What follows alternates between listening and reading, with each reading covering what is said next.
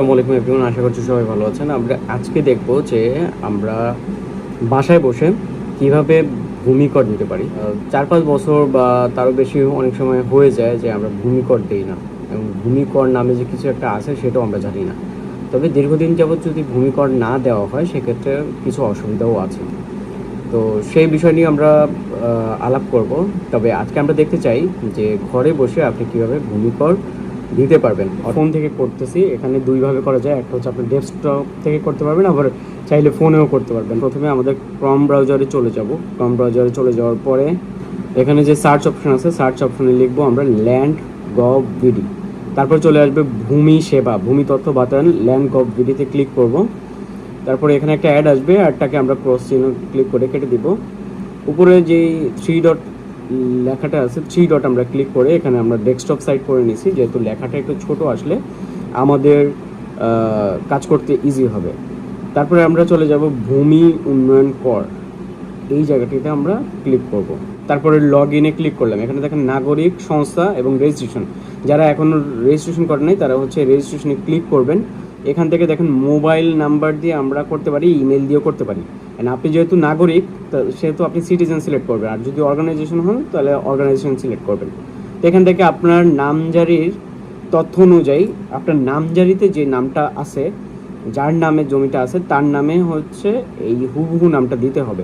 তার phone number বা আপনি আপনার ফোন নাম্বার দিতে পারেন। যদি আলফাবেট আছে এইটাকে আপনারা নিচে যেই enter the code letter from captcha, এই ক্যাপচাটা এখানে একদম হুবহু লিখে তারপরে সাবমিট করবেন।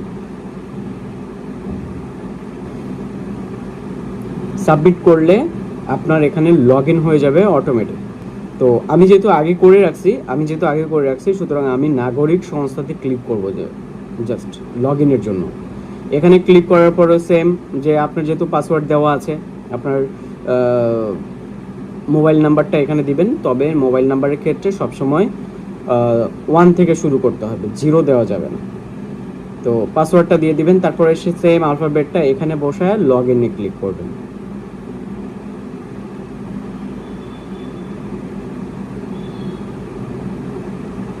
লগ ইনে আসার পর এখানে দেখেন ভূমি উন্নয়ন কর নামে একটা অপশন আছে, ভূমি উন্নয়ন করে আমরা ক্লিক করলাম। ক্লিক করার পরে দেখেন এখানে বাম পাশে 3 ডট আছে, আমরা 3 ডটে ক্লিক করব।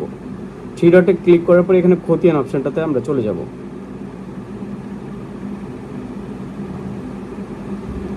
দেখেন এখানে লেখা আছে নতুন খতিয়ান তথ্য প্রদান করুন, করতে ক্লিক করুন। আমরা নতুন খতিয়ান তথ্য প্রদান করতে ওই জায়গাটাতে আমরা ক্লিক করব।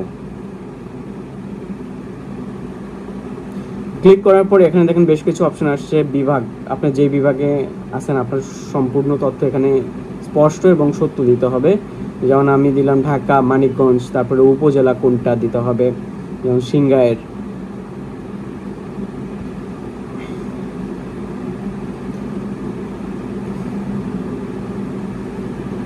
এখান থেকে মৌজাটা দিতে হবে, জরিপের ধরন দিতে হবে, খতিয়ান নাম্বার দিতে হবে, হোল্ডিং নাম্বার দিবেন।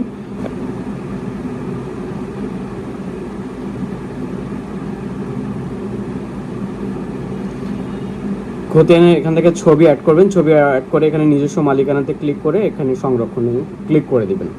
তারপরে আপনাদের এইটা চলে যাবে ভূমি অফিসের ক্ষেত্রে, তারা হচ্ছে এটা অ্যাপ্রুভ করলে দেন আপনি এখান থেকে খাজনা দিতে পারবেন। এখান থেকে ধরেন যে 2 থেকে 7 দিনের মধ্যে আপনার এটা অ্যাপ্রুভ হয়ে গেলে খাজনা দিতে পারবেন। এখানে আরেকটা অপশন আছে, সেটা হচ্ছে প্রতিনিধির মাধ্যমে আপনি খাজনা পে করতে পারবেন। তো এই পর্যন্ত ভালো থাকবেন। আসসালামু আলাইকুম।